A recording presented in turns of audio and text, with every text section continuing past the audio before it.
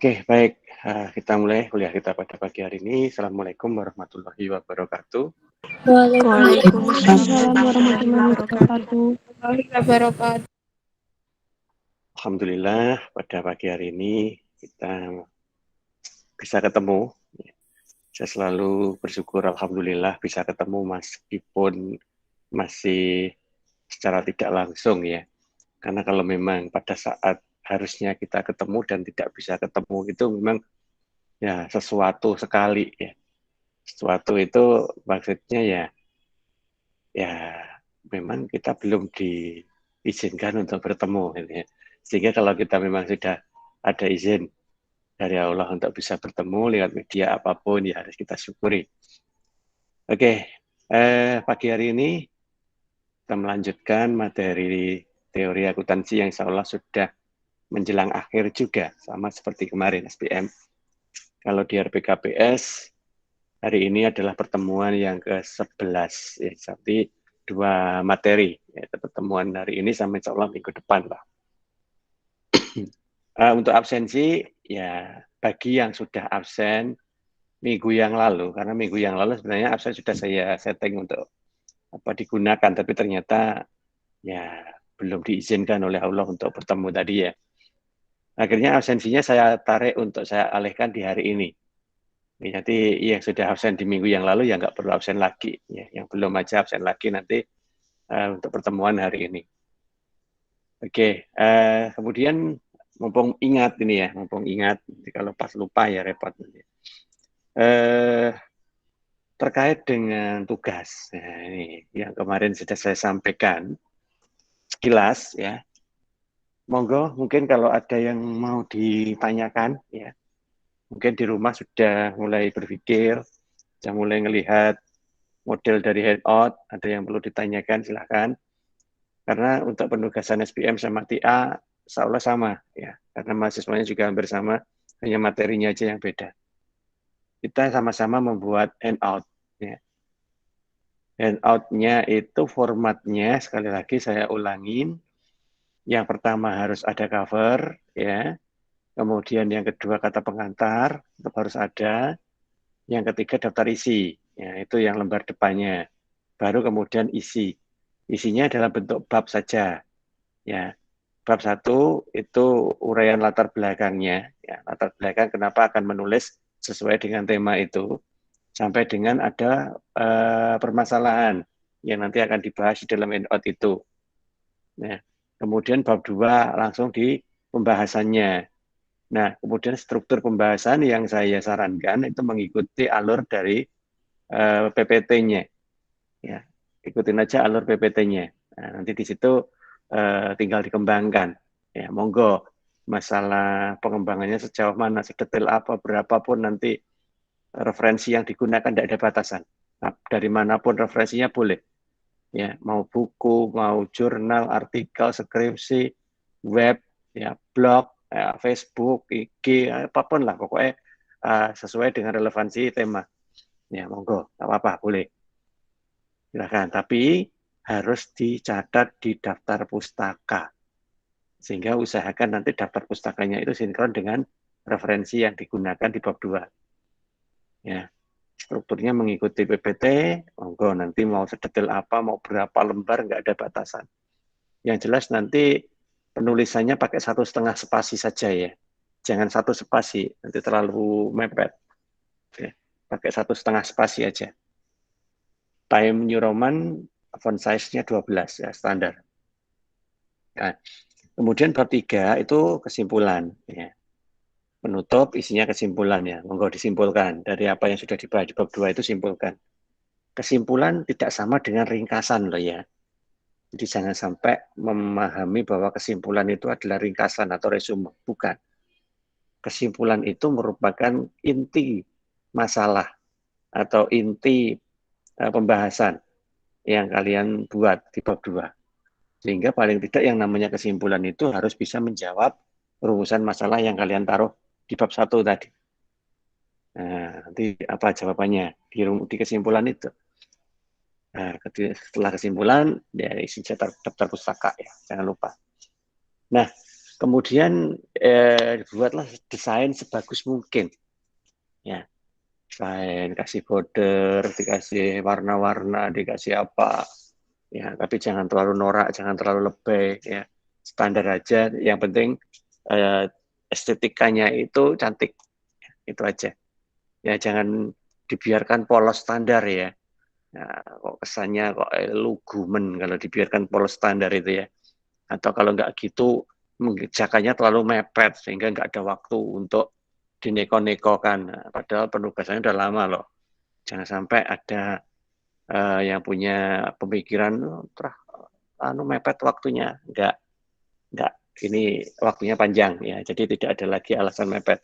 Sehingga nanti harus sebaik-baiknya ketika dibuat. Kemudian materi yang kemarin belum saya sampaikan ya, karena kita kemarin sedang membahas SPM. Nah, sekarang kita bicara materi di TA. Kalau kalian sudah ambil RPKPS-nya, ya itu nanti teorinya, apa akuntansi materinya. Ya. Oke, kita lihat aja. Saya tadi punya, ini RPKPS ya.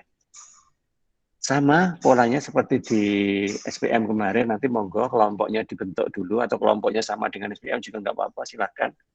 Ya. Terus kemudian nanti diundi. Masing-masing kelompok mengambil materinya.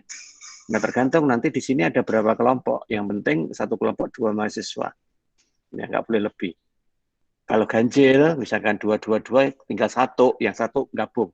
Ya, jadi ada satu kelompok yang boleh berisi 3. Tapi nggak boleh ada 2 kelompok isinya 3. Nggak boleh. Ya, hanya boleh satu kelompok berisi 3 kalau sampai ganjil.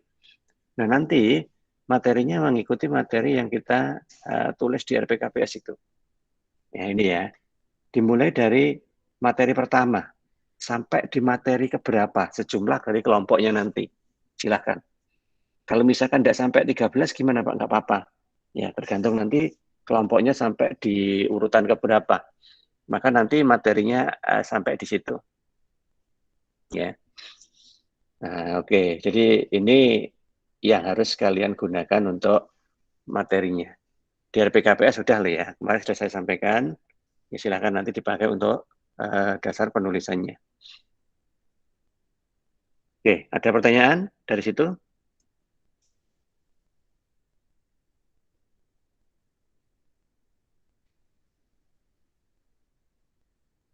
Nggak ada. Oke. Kalau nggak ada, berarti sudah paham.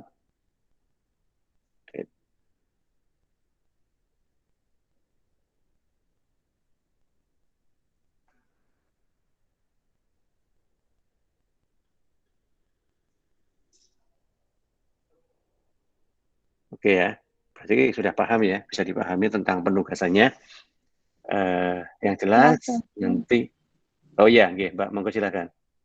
terkait desainnya itu bagaimana tuh Pak? Kan itu Bebas, isinya monggo. Bebas. seperti makalah tapi yuk dibuat desain kayak PPT. Kok desain bukan. Nah, ini kayaknya ini nggak nyambung. Ya tak ulangin lagi. PPT itu ya pelan-pelan kalau begitu ya. Ya oke deh, pelan-pelan aja. PPT itu untuk mengikuti struktur isi yang ada di bab 2. Oke, bisa dipahami ya? Oh, jangan-jangan bingung nih. Isi itu yang mana, Pak? Waduh, kalau sudah seperti itu, repot itu nanti saya jelasin. Saya berasumsi ketika saya bicara handout, itu kalian udah ngerti loh handout itu seperti apa loh ya. Asumsi saya jangan sampai dibatalkan loh ini. Ya, kalau mahasiswa semester 7 belum ngerti handout itu parah itu ya. Parah, nggak banget itu. Apalagi yang dulu mungkin pernah sama saya dan pernah saya tugasi juga bikin handout. Kalau belum sih nggak apa-apa, tapi harus ngerti handout itu seperti apa. Ya, zaman sekarang sepertinya apa ya, aneh kalau sampai dosennya cerita sesuatu terus mahasiswanya belum bisa membayangkan gitu. Aneh itu ya. Ya, kalaupun memang belum ngerti bener ya biaya caranya untuk bisa ngerti lah. Ya. Karena hal-hal seperti ini tuh bukan hal yang apa ya baru atau hal yang nggak lazim. itu sudah malah ketinggalan kalau menurut saya itu ya. Malah ketinggalan itu hal yang sudah terlalu kuno sebenarnya, tapi nggak apa-apa ya, nggak apa-apa. Saya masih suka karena dengan demikian maka eh, dengan demikian maka ada upaya untuk memahami lebih jauh. Ya, prinsip saya begitu ketika menulis layout itu. Yang jelas nanti ikutin aja pola yang tadi saya sampaikan. Ada 3 bab ya. Bab 1, bab 2, bab 3. Ya. Bab 1, bab 2, bab 3. Ya. Bab 1 isinya apa? Latar belakang. Latar belakang isinya apa? Ya tadi, oke ya. Uraian terkait dengan apa pentingnya kita membahas hal sesuai dengan tema. Oke. Kemudian apa yang tadi PPT itu di mana? Di bab 2. Kalau kalian nanti tidak punya alur untuk membahas terkait dengan tema yang jenengan tulis, tentunya nanti kan akan berantakan. Kemana-mana nanti arah pembahasannya. Nggak fokus. Ya. Artinya nanti urut-urutannya jadi kacau gitu kan. Suka-suka gitu malian ya. Nah, supaya tidak jadi seperti itu, maka saya sarankan coba lihatan PPT yang pernah kita bahas. Di PPT itu urut-urutannya bahas apa, kemudian berikutnya bahas apa, kemudian bahas apa, dan terus begitu. Insya Allah itu berurutan, ya, karena sudah saya desain supaya itu berurutan. Ya. Nah, oleh karena itu supaya urut-urutannya itu sesuai, sudah berarti ikutin aja yang ada di situ. Kan gampang. Nah, itulah yang saya sebut dengan desainnya menggunakan PPT. Ya. Oke ya, mudeng ya. Nah, yang terakhir penutup. Nah, penutup isinya kesimpulan. Kesimpulan tidak sama dengan resume. Jadi jangan sampai kemudian isi, kemudian di resume jadi penutup. Nggak boleh. Ya, termasuk nanti di skripsi juga begitu loh ya. Ya, karena ini juga akan belajar menulis juga supaya skripsinya nanti juga mempunyai pola yang jelas. Nah, kemudian daftar pustaka. Jadi semua referensi yang kita pakai tadi ditulis di daftar pustaka, nggak boleh ada yang kelewat. Nah, seperti itu. Nah, terus desain tadi gimana? Ya sudah, kalau memang nggak bisa mendesain, ya polosan aja udah. Pokoknya ditulis gitu aja, di Word, kemudian dikumpulin. Dah, itu yang paling standar. Ketika saya bilang desain itu ya, saya hanya berpikir kalian itu, karena mayoritas cewek yang ada di sini, punya nilai estetik. Ya, maksud sih, kok halamannya dibiarkan putih, polos, cuma ditulisi gitu tok. Nggak ada bordernya, nggak ada hiasannya, nggak ada desain warna-warninya, apalagi untuk cover. Nah, ya tapi kalau nggak bisa bayangin ya sudah nggak usah dibuat ya, karena itu sebenarnya hanya nilai tambahan aja. Nilai tambahan itu boleh ada, boleh enggak ya. Kalau enggak ya berarti ya tidak ada tambahan. Kalau ada berarti ya ada tambahan, tergantung dari yang ditambahkan itu estetiknya sebagus apa. Hanya begitu aja. Ya. Tapi kalau memang bayangkan aja nggak bisa ya nggak usah, gitu kan ya. Karena yang wajib adalah isinya. Ini hanya untuk penambahan supaya estetiknya itu lebih bagus gitu aja. Oke, itu ya. Ada lagi yang belum dipahami. Oh iya Pak, izin bertanya. Ya. Tadi kan materinya ada 12 kan Pak. Terus Bapak tadi bilang kalau satu kelompok itu 2 orang. Nah, ini kan mahasiswanya ada 33 itu jadi gimana Pak?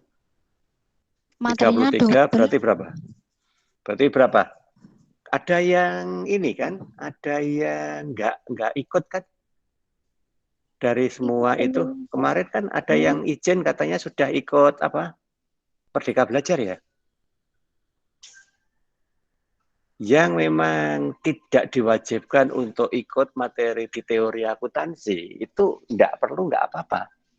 Jadi kan kemarin kalau nggak salah banyak kok itu yang Yang WA ke saya tuh siapa? Ada di sini enggak? Pak, saya sebenarnya ikut di magang apa itu? Ya, terus kemudian nanti kan saya dapat konversi nilai teori akuntansi dari situ. Nah, apakah wajib mengikuti kuliah Bapak? Kan begitu kalau nggak salah dulu di awal-awal semester itu. Nah, saya sampaikan boleh ikut, boleh enggak.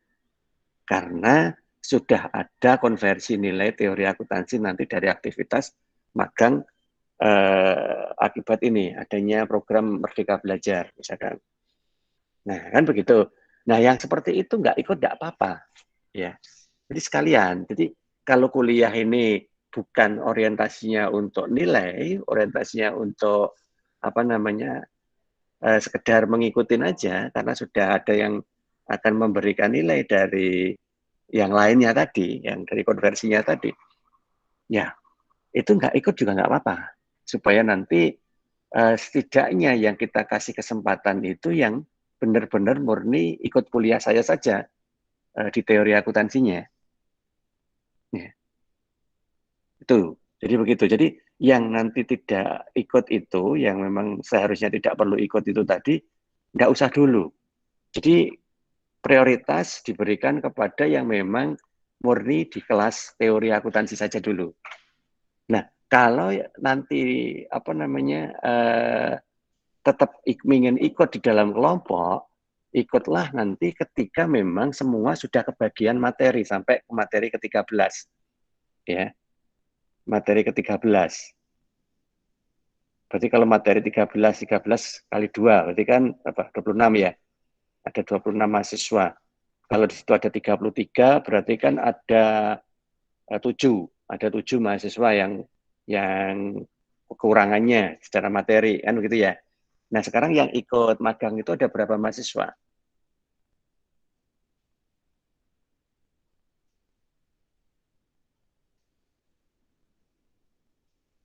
Ada berapa? Kayaknya 3, Pak. Oh, 3 aja ya? Di kelas ini. Oke, 3 aja ya. Yang penting kelas ini dulu. Yang penting kelas ini dulu. 3 berarti ya. 3 berarti yang 3 itu sunnah hukumnya. Jadi kalau begitu ada 30 ya. Kan 33 totalnya tadi ya. Ada 30 berarti yang wajib ikut. Bentar, saya coba lihatnya di di absen. Kita coba cek di absennya. Teori akuntansi itu sajanya ada berapa sih yang terdaftar? Kalau misalkan memang ada 3 dari total 33, berarti kan butuh materi sebanyak berapa? 15 ya? Nanti tak tambahin kalau nanti memang kurang. Kita cek dulu untuk absen. Oh iya, 33 ya. Ada 33, oke. Kalau yang 3 ikut berarti 30. Oke, kalau begitu kurang materinya ada 13 ya. Harusnya kan ada, kalau 30 berarti 15. Berarti kurang 2 materi ya. Materinya ada 12 loh, Pak. 12 atau 13? 12 ya? 12 yang 2 kan UTS sama UAS itu. Oh iya, itu terhitung di ya. 12 berarti kalau 15 kurang 3 ya? 3 materi ya? Oke, kalau begitu nanti yang 3 materi saya WA-kan di grup PPT-nya ya, supaya nanti bisa dipakai untuk panduan. Jadi ada 3 materi tambahan supaya nanti jumlah kelompoknya mencukupi ya. Oke, jadi begitu. Berarti nanti kalau 30 pas dua-dua semua ya. Jadi ada 15 materi. Iya, Pak. Oke. Ada lagi yang ditanyakan? Ini sementara yang bilang konversi itu ternyata ada 4 mahasiswa loh, Pak. Oh, Jadi 4. malah 29. 29. Oke. Lagi yang konversi. 29 berarti cukup 14 materi. Jadi nanti ada satu kelompok yang 3 mahasiswa. Ya. Iya, Pak. Oke. Jadi nanti saya tambahin 2 materi kalau begitu nanti. Tambahin 2 materi supaya genap sampai 14 materi.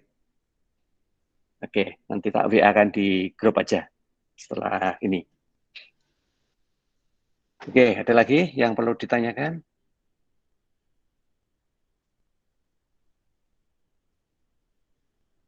Yang penting mulai dibuat lah. Karena nanti biasanya masalah itu akan muncul ketika kita sudah melakukan. Nah, bingung di sini, bingung di sana, kita nggak apa-apa. Nanti WA-kan aja saya.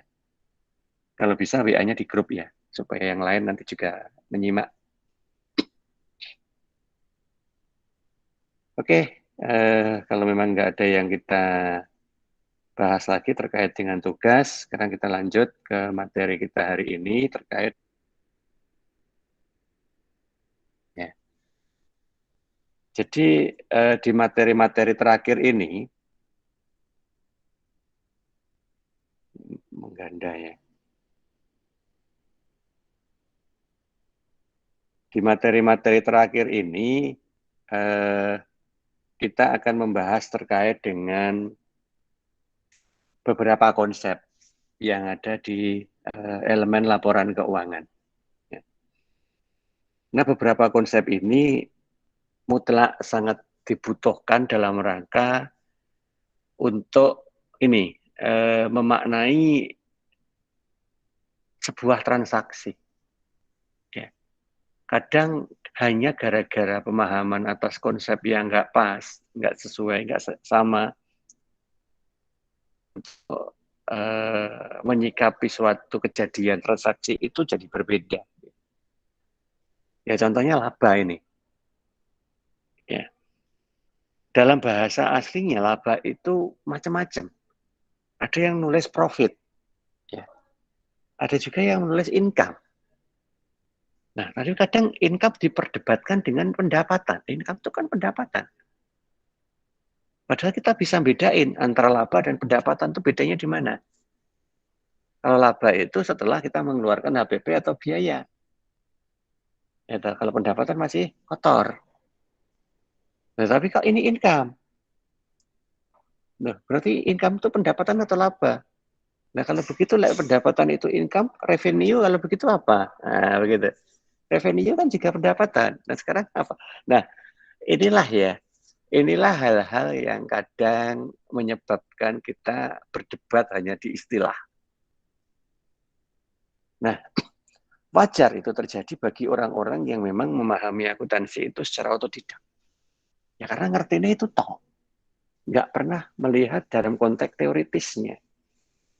Nah, namun bagi kita di akademisi, karena kita memang pernah belajar teori di dalam akuntansi itu, maka nanti kita harus melihat secara teoritis yang benar. Ya, terkait dengan padanan-padanan istilah itu. Apalagi kalau sudah diterjemahkan bahasa Inggris ke bahasa Indonesia atau dibalik. Nah, masalah istilah itu penting karena kadang-kadang hanya gara-gara istilah yang sepele itu jadi masalah yang besar. Nah, oleh karena itu maka kita harus mengacu kepada sebuah referensi yang baku.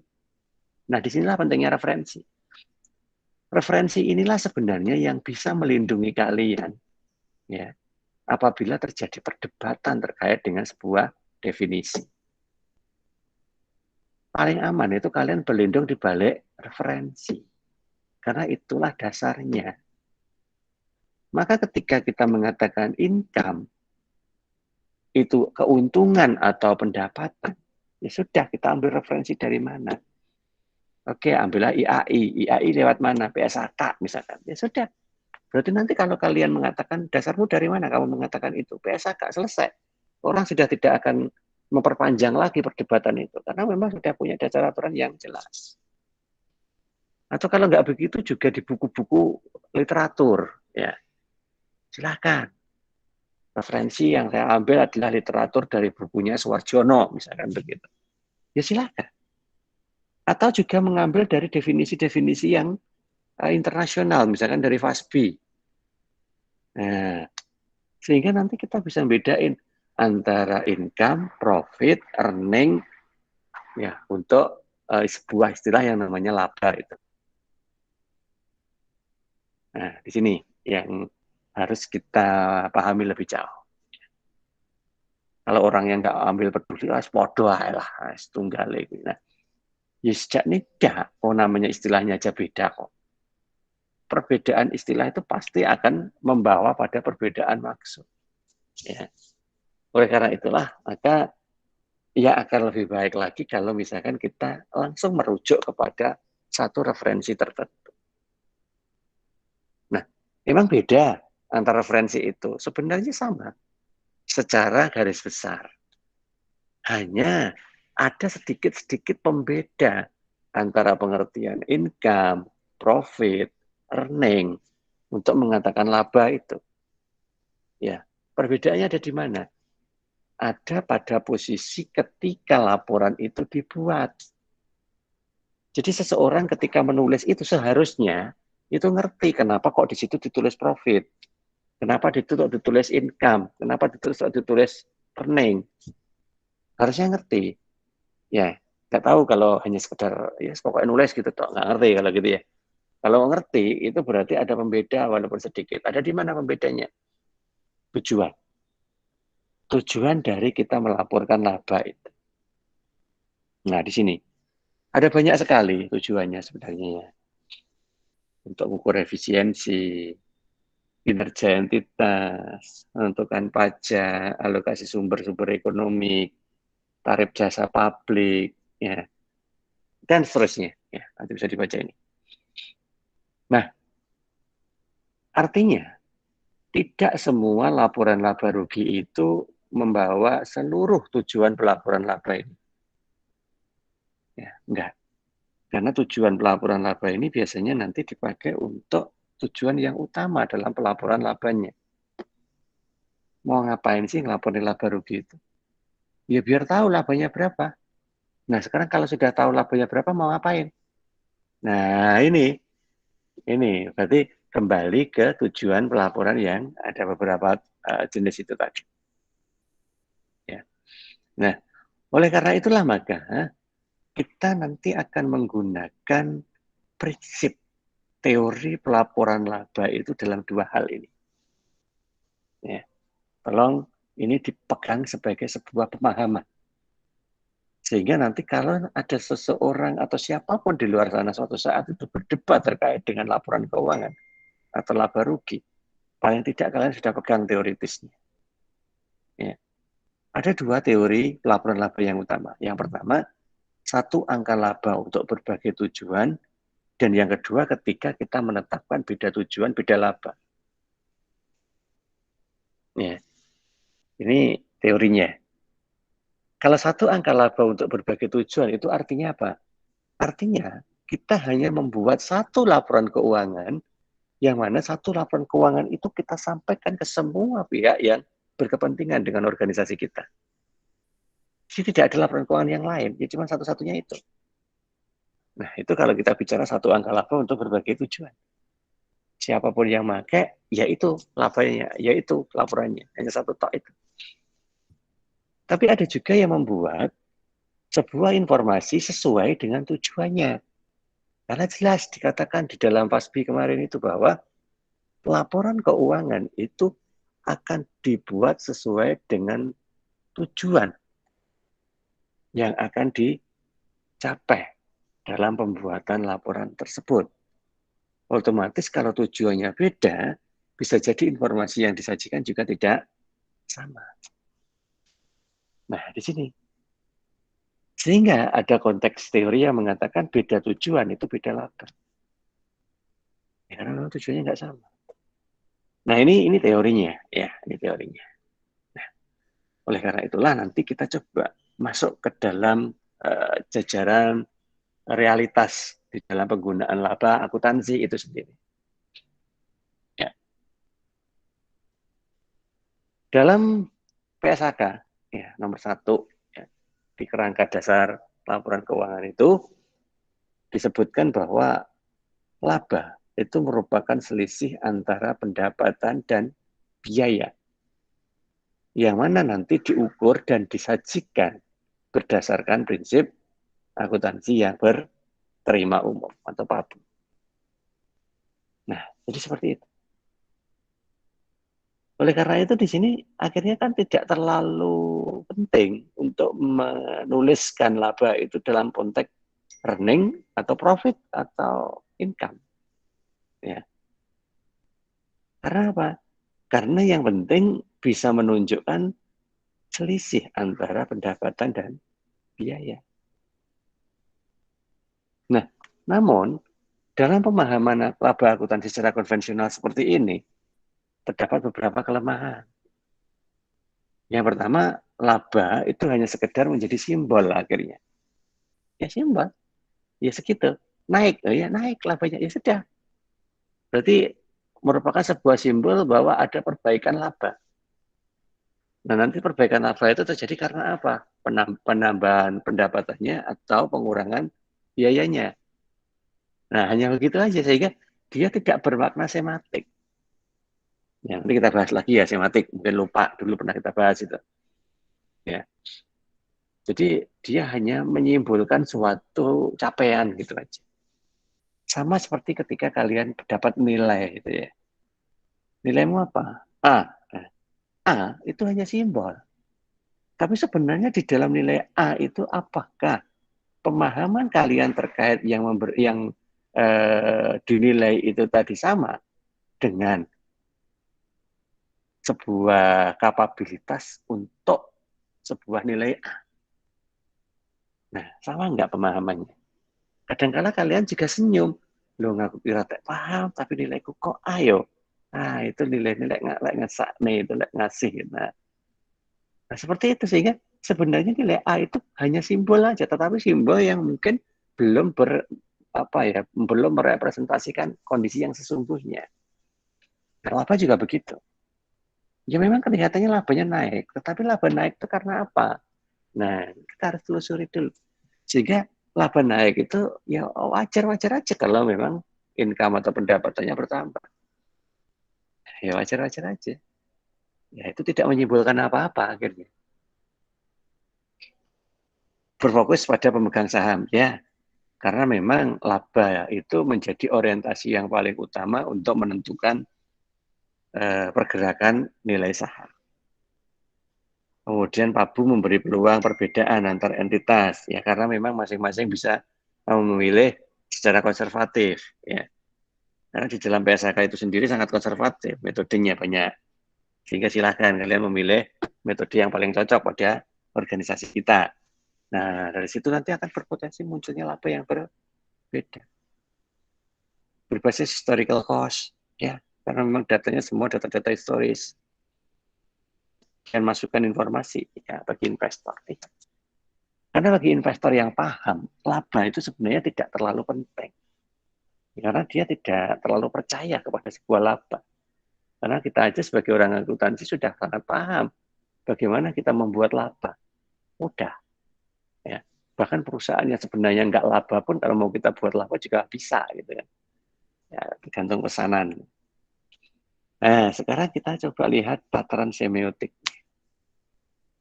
Mungkin kalian lupa, kita refresh kembali bahwa tataran semiotika itu sebuah ilmu yang kita gunakan untuk menderivasi aspek komunikasi. Sehingga bisa dikatakan juga tataran semiotika itu adalah salah satu bagian dalam teori komunikasi. Komunikasi antara siapa? Ya antara pihak yang melakukan dengan pihak yang memberikan dana. Ya, manajemen dengan investor. Nah, komunikasinya dalam bentuk apa bahasanya? Ya bahasanya adalah bahasa yang ada pada laporan keuangan itu. Sehingga laporan keuangan itu seharusnya benar-benar mencerminkan kondisi nyata dari kinerja keuangan perusahaan tersebut selama satu periode. Nah, kinerja keuangan inilah yang kita sebut dengan nama realitas.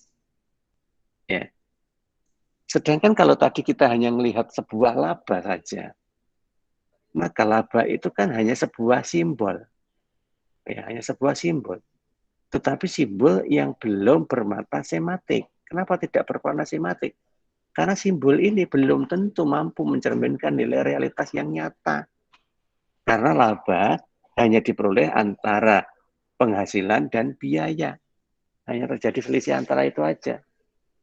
Sehingga realitasnya itu nanti untuk mencapai penghasilan seperti apa, untuk mereduksi biaya seperti apa, nggak bisa terukur di dalam laba.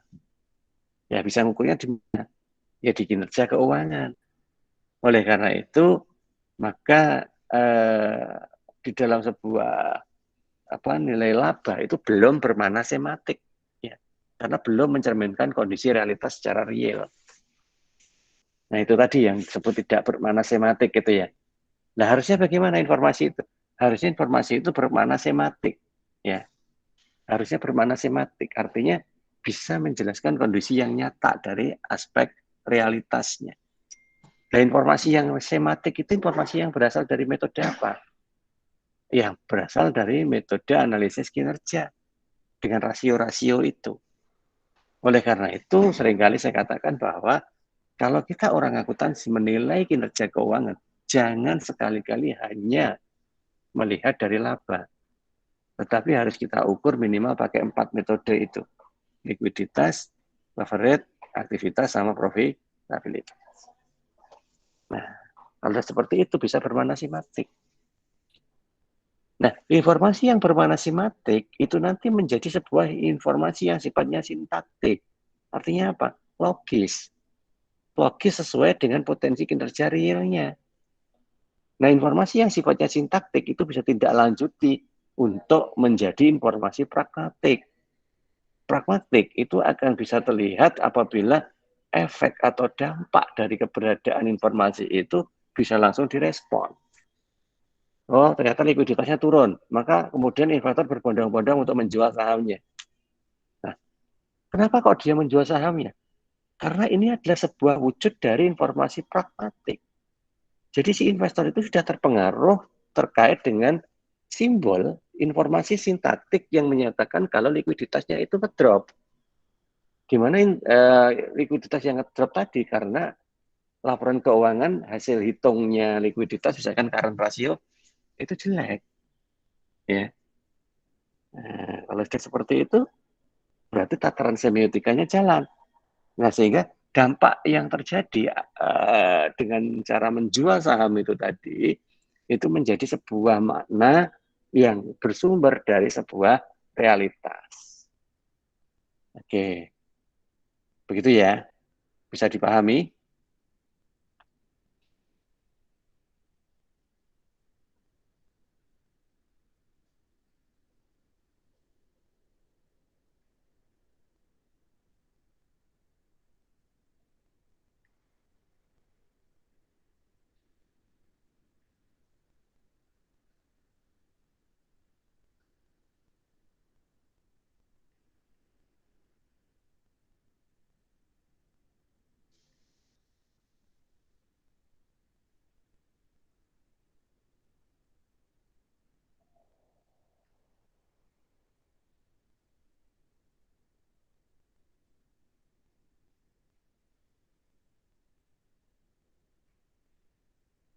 Oke, kalau memang sudah bisa dipahami, kita lanjut.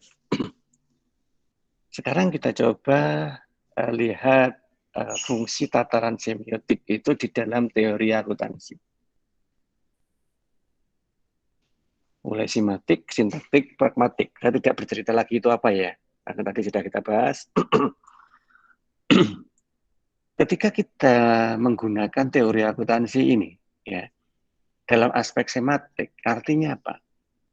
Artinya kita coba mengidentifikasi sebuah kejadian-kejadian nyata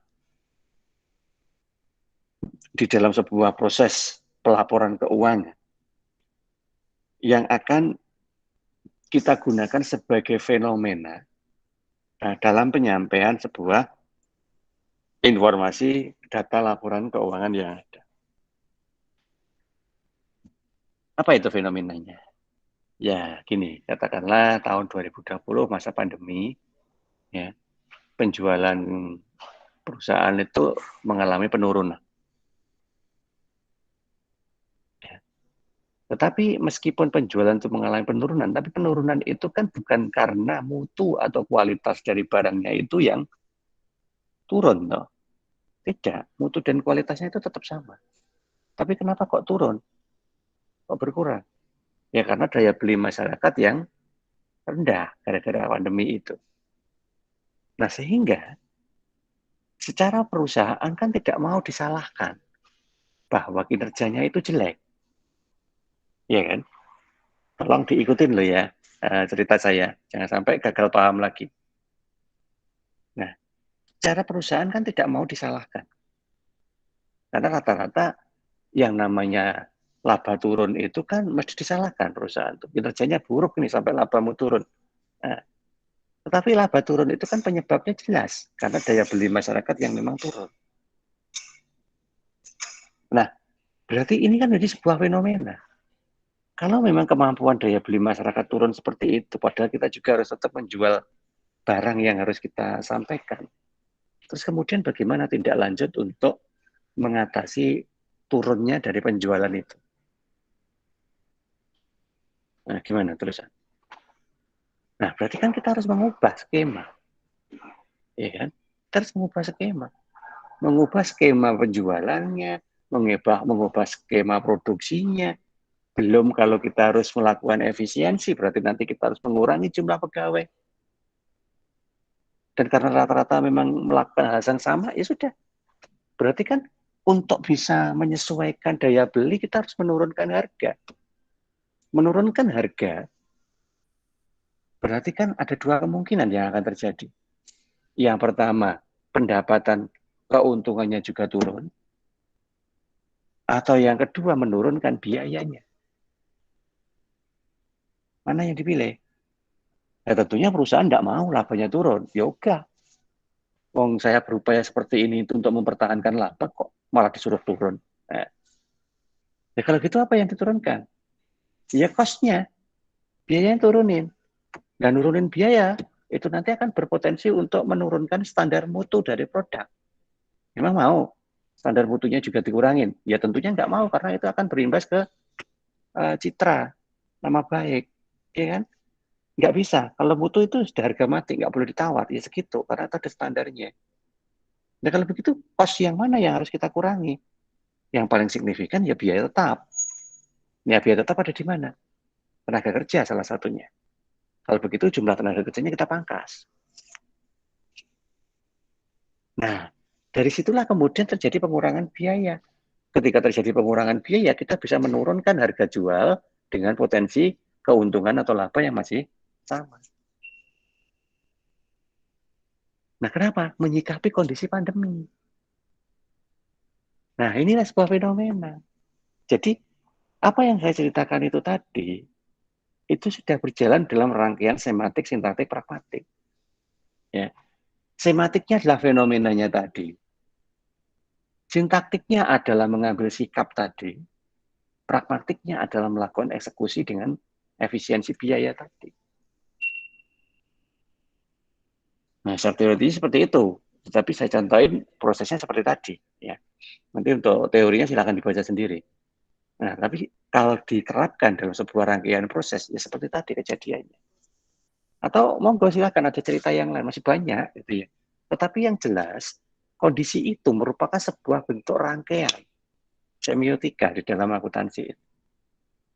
Nah, oleh karena itulah maka nanti kita harus mampu untuk memposisikan tataran teori laba itu dalam 3 kelompok tadi juga. Kenapa? Karena kita memang menghasilkan laba itu dengan sebuah teori semiotika. Maka nanti ada sematiknya, sintaktiknya, dan pragmatiknya juga. Nah, bagaimana kalau dalam tataran sematik? Sekali lagi kita ulas, apa itu sematik? Sematik adalah sebuah fenomena yang nanti bisa kita munculkan manakala kita mempunyai informasi terkait dengan laba. Nah, kalau begitu, kita akan membahas bagaimana itu laba dimaknai atau diharapkan punya fungsi. Ya. Untuk apa nanti tujuannya? Fungsinya untuk apa? Yang harusnya nanti yang melekat pada laba itu sendiri. Supaya nanti menjadi doktrin bagi siapapun pegawai yang sedang berusaha untuk menghasilkan laba. Misalnya. Ya. Pertama jelas untuk pengukur kinerja. Sehingga nanti reward and punishment dari seorang personal itu dilihat dari potensi keuntungan yang diperoleh atau laba yang diperoleh dari satu satu periode. Ya. Terus kemudian yang kedua jelas tadi karena itu lebih fokus untuk investor ya, laba bisa memberikan konfirmasi kepada investor bahwa mereka punya harapan terjadi peningkatan kemampuan perusahaan tersebut dalam menghasilkan keuntungan. Nah, sehingga kalau keuntungannya bertambah kan secara langsung nanti potensi dari nilai perusahaan itu kan juga bertambah. Kalau secara akuntansi logikanya begini, ketika laba itu nanti naik, maka laba ditahan yang nanti akan menambah modal dari perusahaan itu kan juga bertambah kan. Nah, ketika modalnya itu bertambah, otomatis aktivanya juga akan naik. Sedangkan ukuran dari perusahaan itu biasanya dilihat dari total aset. Sehingga ketika total asetnya itu bertambah, maka nilai perusahaan itu bertambah. Nah, ketika nilai perusahaan itu bertambah, berarti harga sahamnya itu juga naik. Oke, jadi seperti itu ya.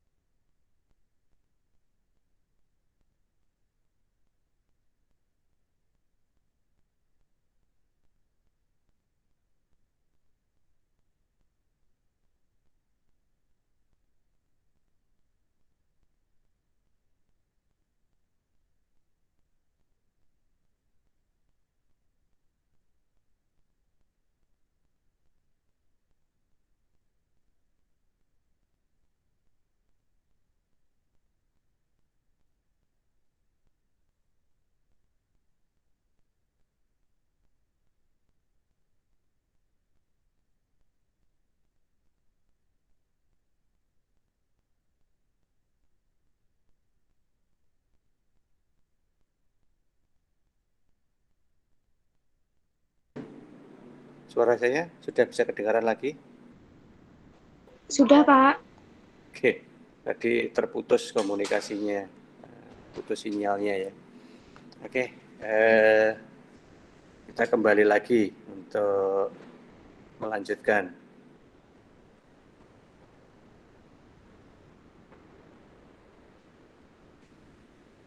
Oke, tadi materinya. Oke, ya. Oke, jadi seperti itulah ketika kita bicara laba pada tataran sematik, ya. Sehingga laba di sini nanti benar-benar dipakai sebagai dasar untuk memberikan reward and punishment. Kalau labanya naik ada reward, kalau labanya turun ada punishment. Cuman reward and punishment-nya mungkin beda-beda itu ya. Tidak sama. Sehingga nanti di sini tergantung dari situasi dan kondisi di mana kondisi ini nanti digunakan. Ya. Siapa tadi yang tungting barusan kok hilang?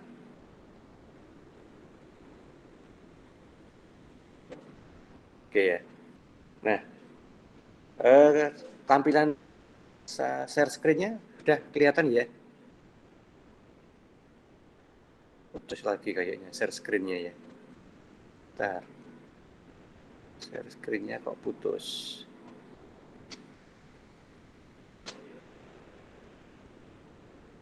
Oke, sudah share screen ya, sudah kelihatan ya share screen-nya ya. Sudah, Pak. Baik, ya. Nah, kemudian yang kedua adalah konfirmasi terkait dengan untuk meningkatkan nilai saham tadi. Dimana nilai saham diukur dari total aset. Total aset dilihat dari penambahan modal. Ya, penambahan modal tergantung dari berapa banyak laba ditahan yang dialokasikan ke dalamnya. Nah, kalau laba ditahan tentunya kan bersumber dari berapa banyak jumlah laba yang diterima dalam periode sebelumnya. Nah, jadi begitu urut-urutannya. Nah, sehingga nanti ketika labanya itu besar, harapannya laba ditahannya juga tinggi.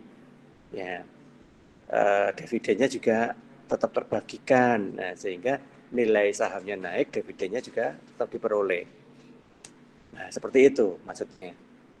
Ini dalam tataran semiotik ya. Kemudian estimator laba ekonomik ya, estimator jadi nanti dipakai untuk membuat proyeksi. Kalau labanya sekarang sekian, nanti laba ke depannya itu berapa. Nah, potensi dari laba yang akan datang itu disebut dengan laba ekonomik. Nah, oleh karena itulah nanti kita harus mampu membedakan antara laba akuntansi dan laba ekonomi. Ya. Karena laba akuntansi itu ya laba pada nilai buku yang jelas. Ya, yang dicatat di dalam laporan keuangan itu namanya laba akuntansi. Sedangkan laba ekonomik adalah laba yang kemudian diproyeksikan untuk melihat seberapa banyak dividen yang akan dibayar, seberapa banyak penambahan nilai saham yang nanti akan terjadi di pasar, yang berpotensi kepada daya beli di masyarakat, kemudian likuiditas perusahaan, nilai dari perusahaan. Nah, sehingga kalau disimpulkan laba ekonomi itu artinya lebih mengarah kepada manfaat.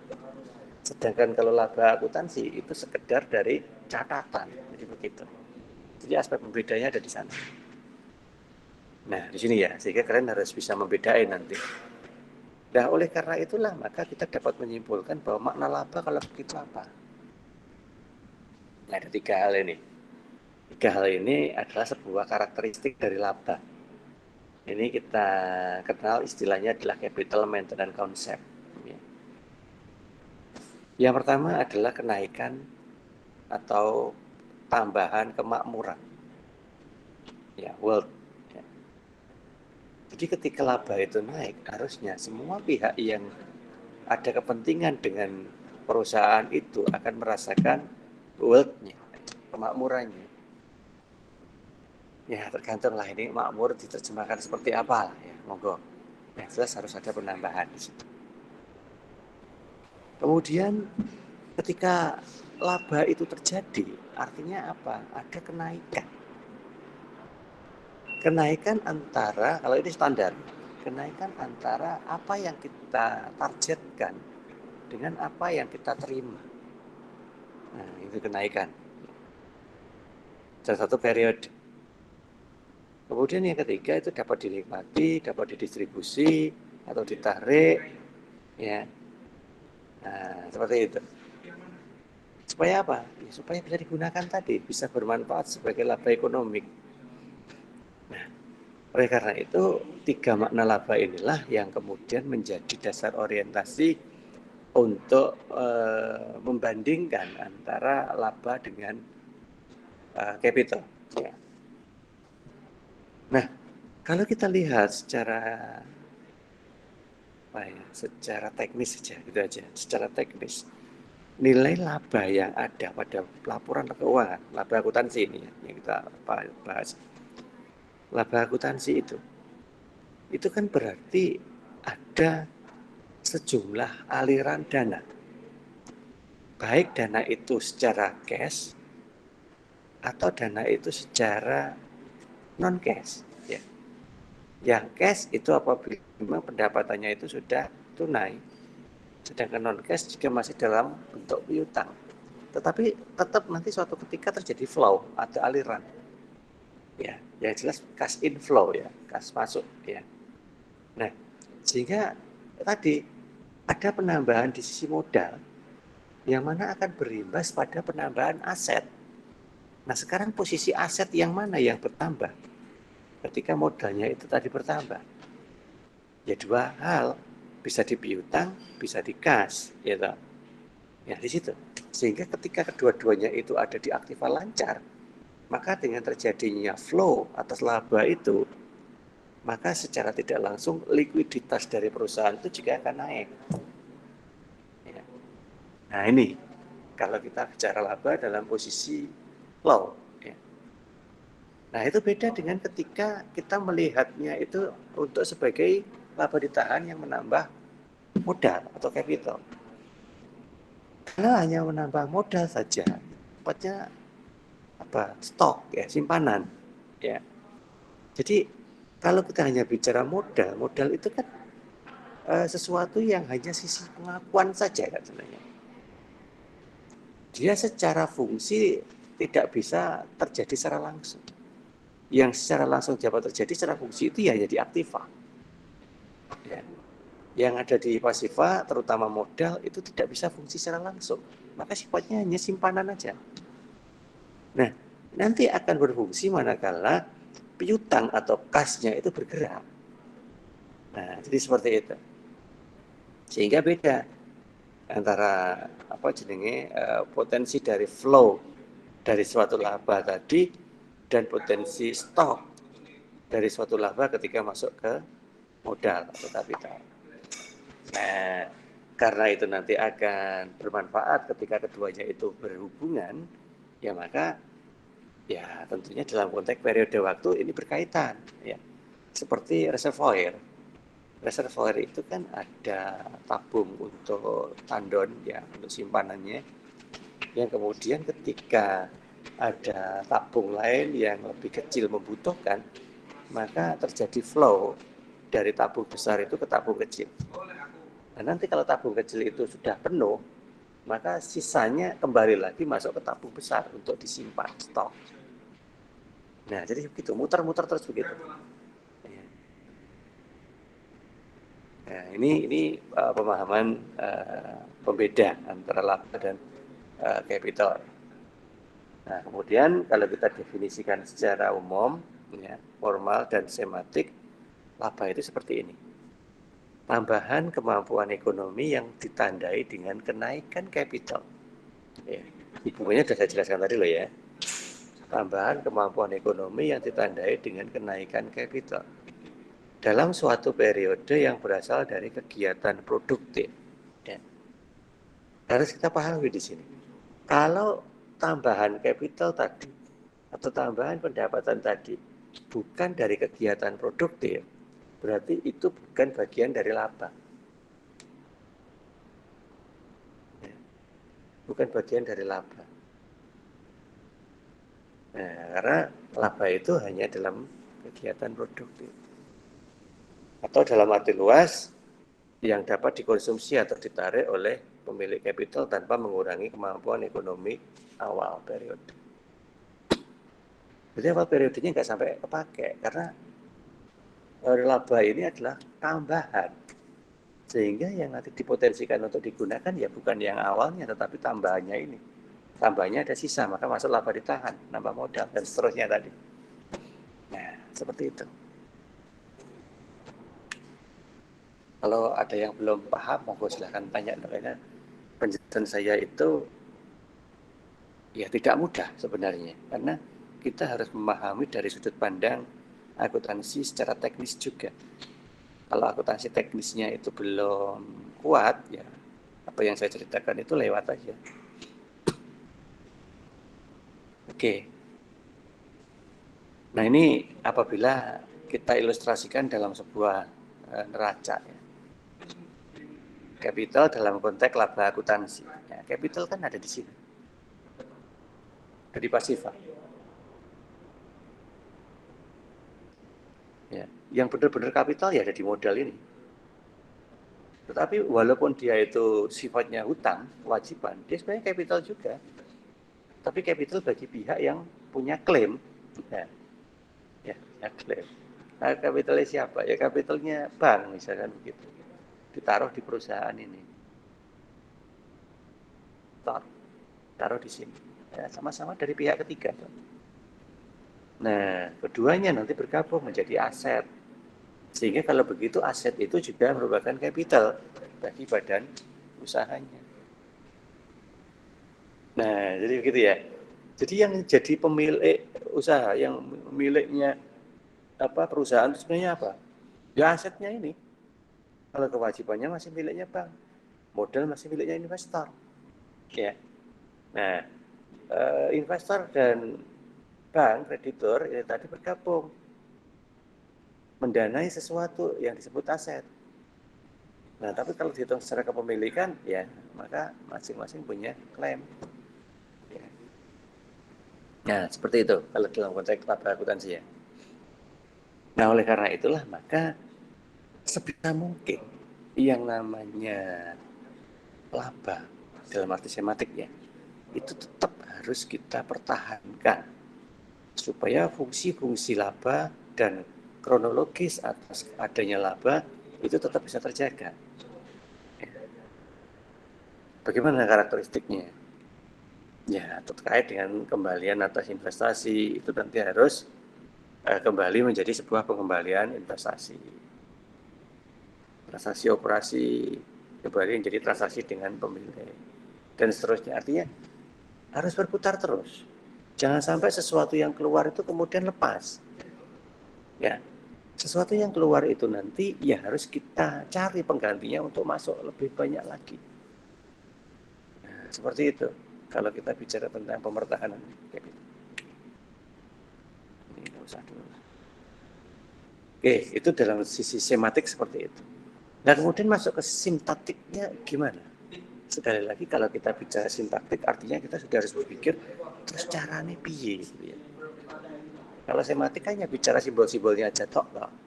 Nah, sedangkan kalau sintaktik kita harus caranya, metodenya bagaimana. Nah, sehingga di sini nanti akan membahas bagaimana laba itu diukur, diakui, dan disajikan. Yang paling gampang ya lihat aja biasakan. Nah, di situ pasti sudah ada aturannya. Nah, namun yang pasti kita harus melihatnya dari sebuah pendekatan atas transaksinya, pendekatan atas kegiatannya, dan pemertahanan kapitalnya tadi. Upayanya seperti apa yang dilakukan? Nah, upaya-upaya itu tentunya pasti mengalami hambatan ya, atau masalah. Ya, beberapa masalah yang rata-rata terjadi seperti ini. Pendekatan transaksi dan kegiatan setara dengan konsep realisasi dan penghimpunan dalam pendapatan. Ya. Pendekatan transaksinya itu dalam aspek kegiatan yang setara dengan target realisasi yang diinginkan itu biasanya memang belum selalu tercukupi. Artinya misalkan kita mentarget ada penambahan laba dengan peningkatan 10% misalkan begitu ya. Nah, tetapi target itu tadi kan berdasarkan dari asumsi yang kita gunakan untuk membangun analisis. Sehingga 10% itu hanya hasil analisis yang berbasis asumsi. Tetapi kenyataannya ya, karena ada beberapa lain hal, kendala dan lain sebagainya yang kemudian datang, ya mungkin harus kita sikapi dan sudah bisa, mungkin juga belum. Maka di situ nanti akan terjadi selisih, akan terjadi deviasi antara apa yang kita terima dengan apa yang seharusnya ditargetkan tadi. Nah, Oleh karena itu maka kita harus mencari cara untuk mengatasi deviasi tersebut. Ya, karena di tataran sintaktik kita harus menemukan metode bagaimana yang namanya laba itu tetap dipertahankan, laba itu tetap bisa berkembang. Nah, sehingga target itu dijadikan sebagai sebuah dasar penentu atau batas limit yang akan kita capai, sehingga kita mampu mengolah yang namanya deviasi. Seperti itu. Ya, yang kedua juga begitu, pendekatan pendapatan dan biaya. Ya, pasti akan terjadi perbedaan nanti di sana. Nah, yang jadi dasar untuk dicari cara yang terbaiknya adalah deviasi yang terjadi akibat perbedaan kedua hal itu tadi.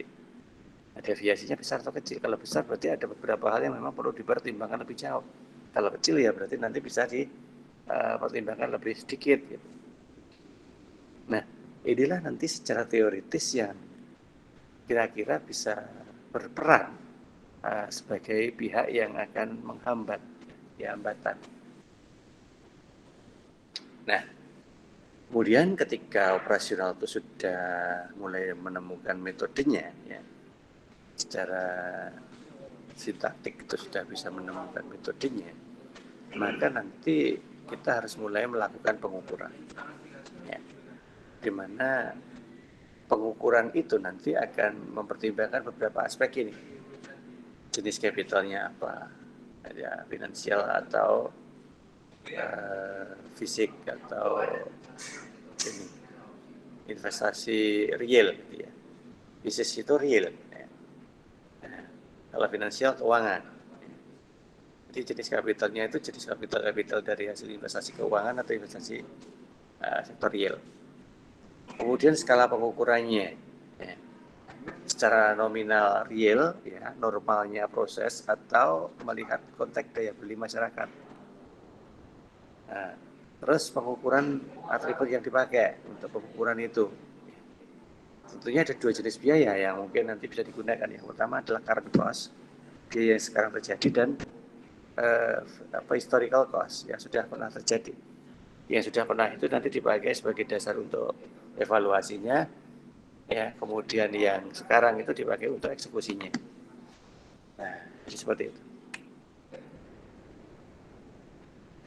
Nah, sehingga 6 hal inilah nanti yang menjadi capaian dalam sebuah pengukuran laba dengan konsep mempertahankan kapital. Aliran kas, ya, itu pasti harus sesuai antara yang terjadi dan yang direalisasikan, yang ditargetkan. Kondisi pasarnya harus bisa menerima dan merespon. Nilai kasnya, harga masa lalu, ya, potensi harga-harga yang lalu dibanding dengan harga yang kita tetapkan sekarang, serta bagaimana kita menjaga yang namanya customer itu tetap satisfied, ya, tetap puas, ya, sehingga daya belinya itu minimal stabil lah, syukur kalau bisa bertambah. Nah, ini konteksnya. Nah, konteks-konteks inilah yang kemudian menjadi tujuan. Makanya kalau kemudian kemarin saya sebut bahwa di dalam laporan keuangan itu harus sinkron antara tujuan dengan hasil, maka cara menyinkronnya adalah dengan membangun jembatan seperti ini, dengan memahami konteks konsepnya. Karena yang menjadi orientasi itu laba, maka kita harus ngerti dulu bagaimana teori laba itu sendiri. Ya, supaya nanti ketika kita diskusikan dengan pihak yang akan menggunakannya sebagai dasar untuk membuat keputusan itu nyata, begitu loh ya. Bisa ditangkap atau bisa diterima secara nyata. Tidak sekedar hanya angka atau apalagi hanya sekedar informasi laporan. Nah, kemudian yang terakhir ada di tataran pragmatiknya. Ya, tataran pragmatiknya berarti apa? Berarti nanti akan membahas bagaimana laba itu bisa diinterpretasikan di dalam prakteknya punya manfaat atau tidak. Nah, manfaat itu secara pendekatannya bisa dibedakan menjadi beberapa. Bisa jadi manfaat dari angka labanya atau manfaat dari sejumlah nilai kas yang diperoleh dari laba itu, ya, atau manfaat dari informasi laba itu dalam pengaruhnya dengan aspek-aspek yang lain dalam sebuah proses pelaporan keuangan. Nah, oleh karena itulah maka nanti ada beberapa cara atau mekanisme yang bisa dipakai untuk memanfaatkan kondisi manfaat dari laba. Yang pertama untuk memprediksi aliran kas. Yang kedua untuk ini sarana kontra efisien. Artinya kontra efisien itu dipakai untuk memastikan bahwa perusahaan kami itu adalah perusahaan yang baik-baik saja. Perusahaan yang dalam proses operasionalnya itu dalam kondisi yang normal, ya tidak ada masalah. Dilihat dari informasinya, dilihat dari data arus kasnya, dilihat dari pergerakan harga sahamnya. Nah, sehingga nanti ketika investor itu tertarik untuk masuk ke situ dan kemudian akan membuat kesepakatan untuk menjadi investor, maka kondisi itu menjadi sebuah kontrak yang efisien karena sama-sama bisa memahami kondisinya. Yang ketiga sebagai alat pengendalian manajemen, itu pasti. Ya, supaya manajemen nanti bisa berproses dengan SPM yang kemarin kita bahas itu. Nah, dan yang keempat, itu menjadi sebuah kandungan informasi laba dalam teori pasar yang efisien. Kita belum membahas sampai ke sana. Jadi yang jelas, di dalam teori pasar yang efisien itu mengatakan bahwa sebuah perusahaan yang efisien itu adalah perusahaan yang memiliki fluktuasi laba yang rate, ya rata-rata atau stabil. Kalau perusahaan itu fluktuasi labanya itu sangat signifikan pergerakannya, maka dia tidak bisa masuk ke dalam sebuah teori pasar yang efisien. Sehingga dia sangat berpotensi terjadi risiko. Ya kalau rata, ya itu rata-rata aman, gitu ya. Sehingga menjadi objek investasi yang risikonya rendah.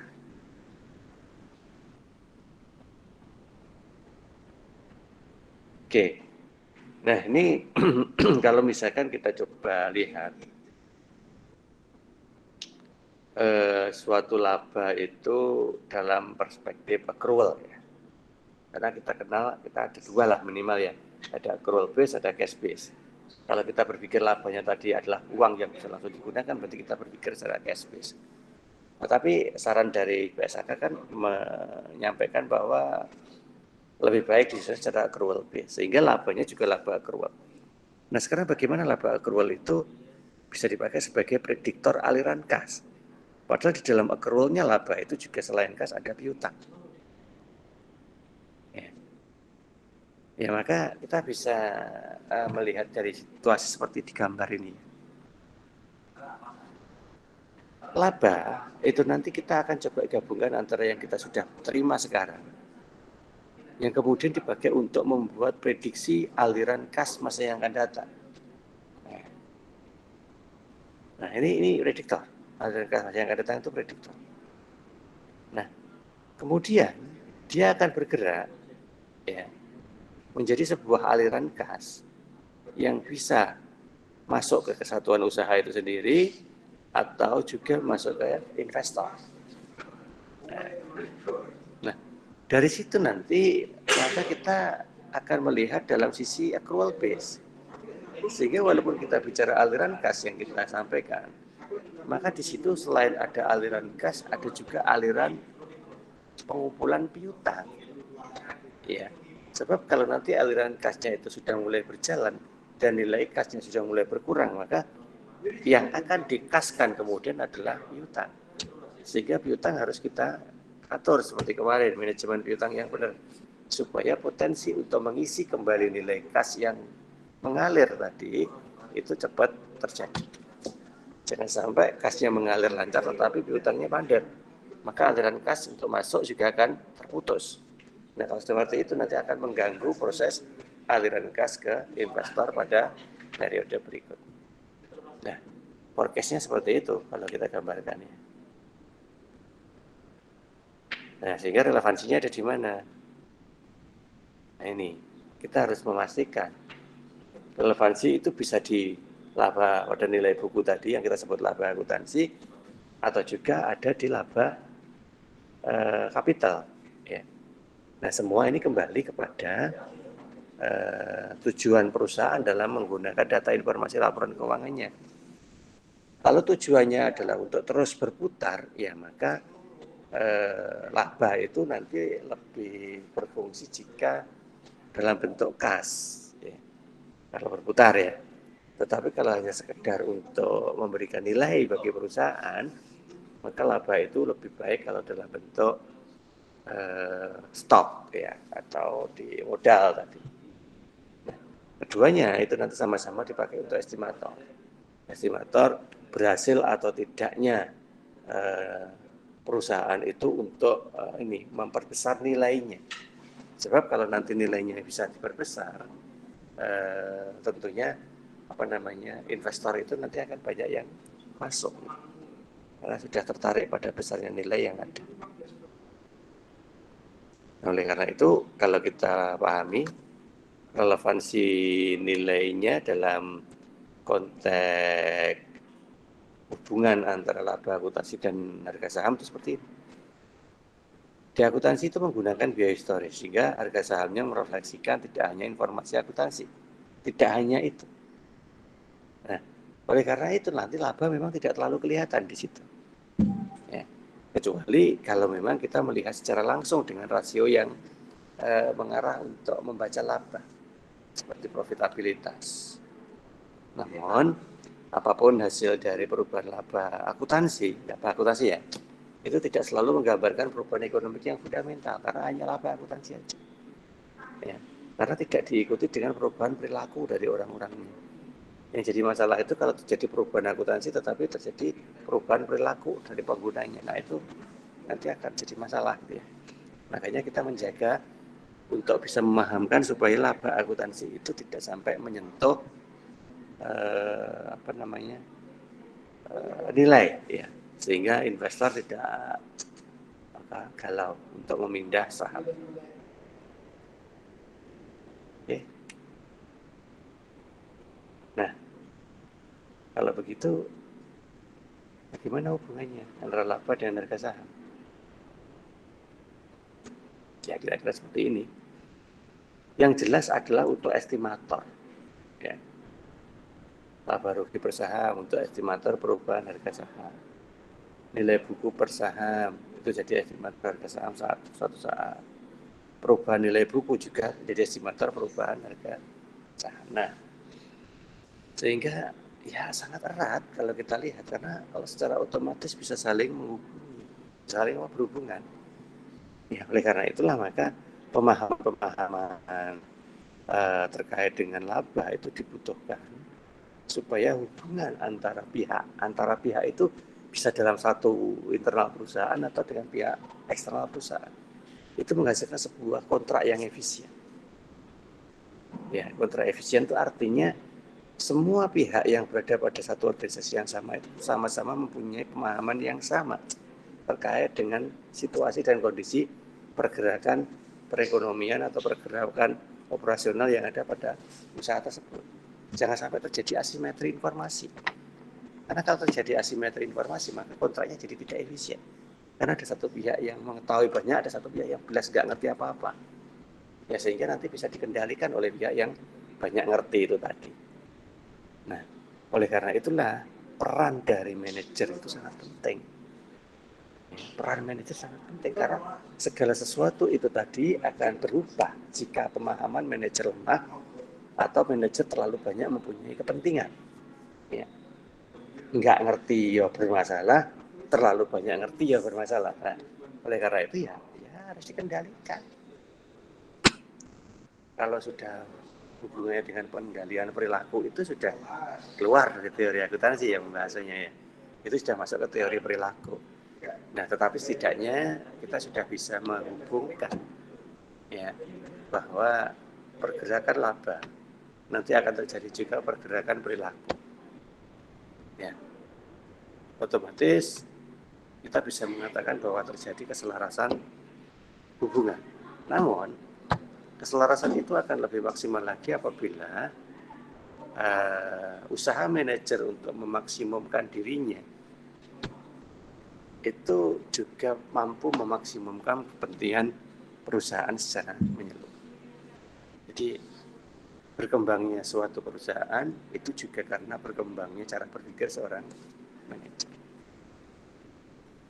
Oke, mungkin sampai di sini terkait pemahaman kita di dalam teori laba ya. Oke, ada pertanyaan mungkin sebelum kita akhiri?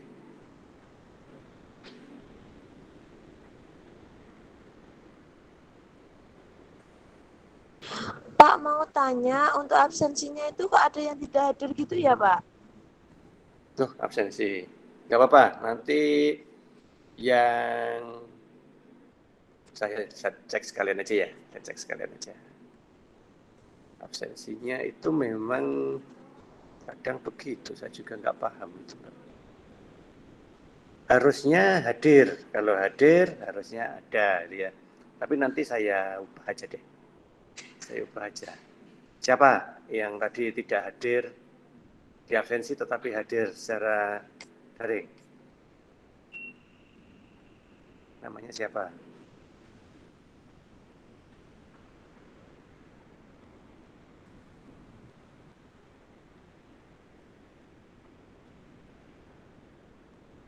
Siapa yang tidak hadir? Pak, Listia Pak. Listia hadir ya? Saya Pak Nurjana Pak.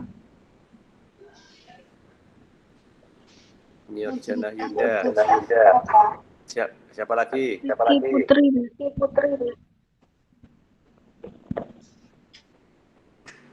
Putri.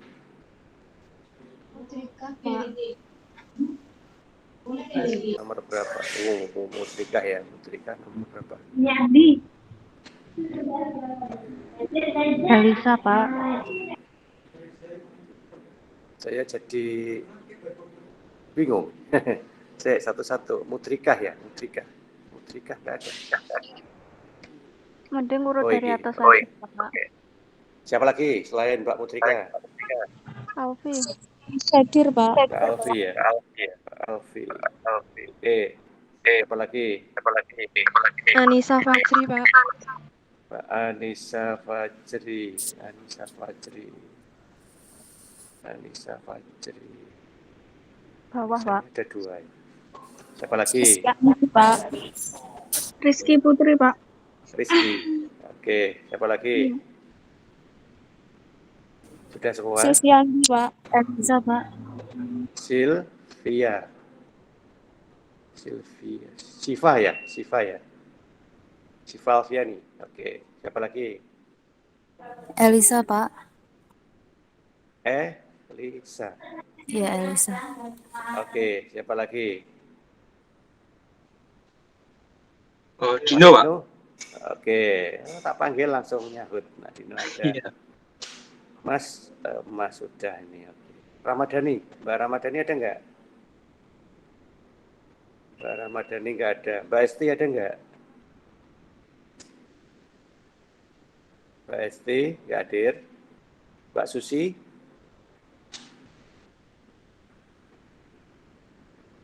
Mbak Susi nggak ada. Mbak Susi? Mbak Bernika? Susianggi ada Pak. Oh, Susianggi ada. Oke. Mbak Bernika? Mbak Bernika Jona, biasanya hadir loh Mbak Bernika Jona. Enggak, ini nggak hadir hari ini. Oke, Mbak Rida, Tri. Oke, Mas Pedro hadir nggak? Mas Pedro biasanya hadir juga ini, nggak hadir. Ya oke deh. Nanti kalau memang merasa hadir, terus di situ masih tertulis tidak hadir, di WA ke saya ya nanti. Novitasari hadir, Pak. Novitasari, ya hadir. Oke, ya sudah. Oke. Nanti kalau memang masih tertulis tidak hadir dan ternyata hadir, silakan disampaikan ke saya. Oke, Baik, kalau memang Pak. tidak ada yang ditanyakan terkait dengan materi, silakan dicoba dulu aja. Ya, kalau sudah dicoba, insya Allah ada permasalahan yang bisa didiskusikan. Ya, kalau mencobanya nanti, ya ingat waktu ya. Jangan sampai hasilnya jelek gara-gara waktunya terlalu pendek. Mulai sekarang udah dicicil lah, supaya hasilnya bisa maksimal. Oke, mungkin begitu yang bisa kita bahas pada pagi hari ini. Ya, semoga bermanfaat. Insya Allah kita ketemu lagi minggu depan untuk materi kita yang ke-12 ya. Ya, semoga bermanfaat. Kita akhiri. Assalamualaikum warahmatullahi wabarakatuh. Waalaikumsalam warahmatullahi wabarakatuh. Oke, silakan Liv. Waalaikumsalam warahmatullahi wabarakatuh.